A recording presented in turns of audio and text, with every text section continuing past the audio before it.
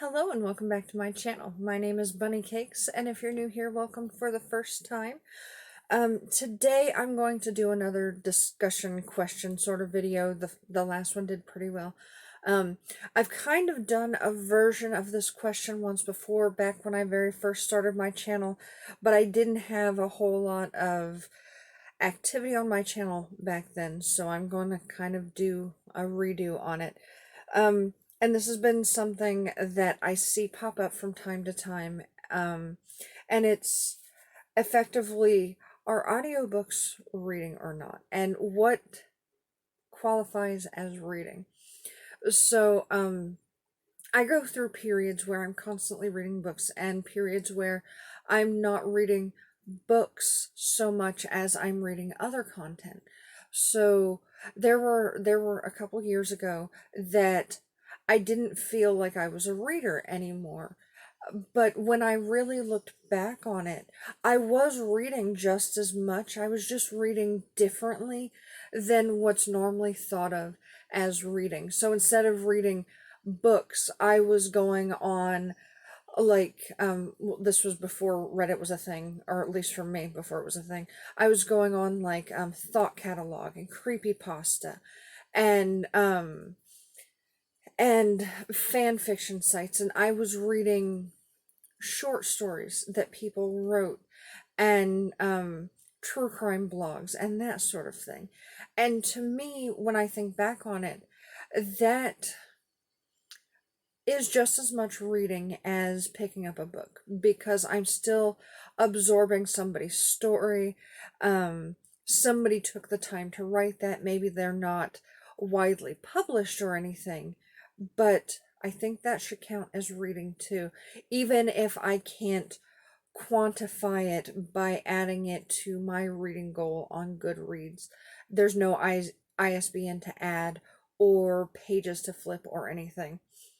Um, the same could sort of be said for the difference between reading a book and e-readers, because when e-readers first became a thing, that was another thing. People were like, I can't, it's not the same experience when I'm reading on a tablet or a computer. And I get that too. I have gotten way more into ebooks lately because they save space, and also I can carry like 9 billion books with me at any given time, whereas like carrying something around chonky like this guy right here, I'm only going to carry one of this book, if I even carry this out of the house, because it's so heavy, and my my handbag is already kind of chonky, I'm told. Um, so adding this book is only going to make it worse. Um, but I can carry, like, I have the Kindle reading app, or Overdrive, or Libby, or if you have an iPhone, there's the iBooks app, and there's the Google Reading app, and all sorts of stuff like that. So I can carry thousands of books on my phone, or with my Kindle, or with my tablet, or whatever. So I've gotten used to that, and I quantify that as reading just as much, and I always have. But then there are the different formats where it's more questionable, like audiobooks. That's somebody reading the story to you. So you still experience the story just as you would if you're reading it, except for you're not turning pages. But then, I mean, with the Kindle, you're not really turning pages either. On a website, I'm scrolling. So the question is that still a similar experience? And for a long time, I didn't think that it was. But as I get more into listening to audiobooks, I'm thinking that yes, it very much is reading, and in some cases, it can make the experience better. And I think back to a recent story that really proved it to me. Um, it was in it was a Stephen King anthology, The Bazaar of Bad Dreams. There is a story in that, and all of the stories were awesome to listen to, but there's one particular story that I think if I had read it, I wouldn't have loved it, because it would have been weird the way it was written. And that's a story called Drunken Fireworks. And it's told or it's written and the way it's read, um, it's very much like this old hillbilly is telling you a story, but he's also referencing somebody in the background that you can't hear. And I think if that had been read as written word, the experience wouldn't have been as intense or as enjoyable. And I mean, it also helps that the narrator that was picked to read that story in the particular version that I listened to totally fit. Like, he had the accent and the voice and the timing, and he, like, I believed this was his story because of how he told it. And that's another thing that happens with audiobooks, is that the way you feel about an audiobook can be entirely changed by the voice that tells you the story. So, you can listen to the same story twice by two different narrators in some cases, and with one narrator, you are sold. And if that is your first experience, then it's awesome, because some people are great voice actors and they're great storytellers. But then occasionally, if you get a voice actor whose voice just isn't quite what you want for that story, it can ruin the entire experience.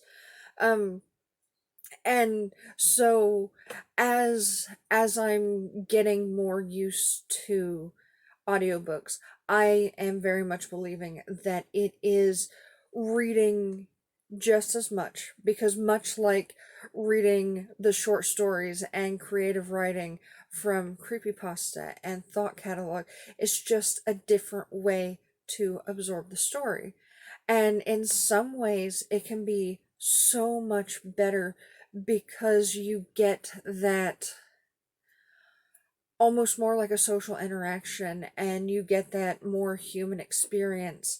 And the author or the narrator can relate that story to you in a way that might not come across the same if you're just reading it by yourself. Because when you're reading it by yourself, you're limited to your own experiences, and you do put your own flavor on it. And that's cool and that's awesome.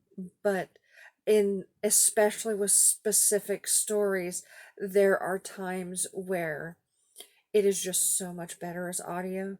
And it's an appreciation that I'm developing for audiobooks. I definitely now believe that audiobooks are reading just as much as any other form of reading, whether it's reading over on websites and fan fiction, whether it's reading a hard copy, whether it's reading on a Kindle or whatever. I definitely have changed my opinion on audiobooks. I can't listen to them as much as I would like to, because they either don't hold my attention sometimes, or they make me sleepy. But I do still classify them as reading now. So tell me what you think. What is reading to you? And do you agree with my opinions, like reading creepypasta and Reddit stories and that sort of thing? Does that count as reading? Do audiobooks count as reading? Or does it only count if you're reading like a physical copy or an ebook? Let me know in the comments down below. Thank you for watching, and I hope you have a wonderful rest of your day. Bye-bye.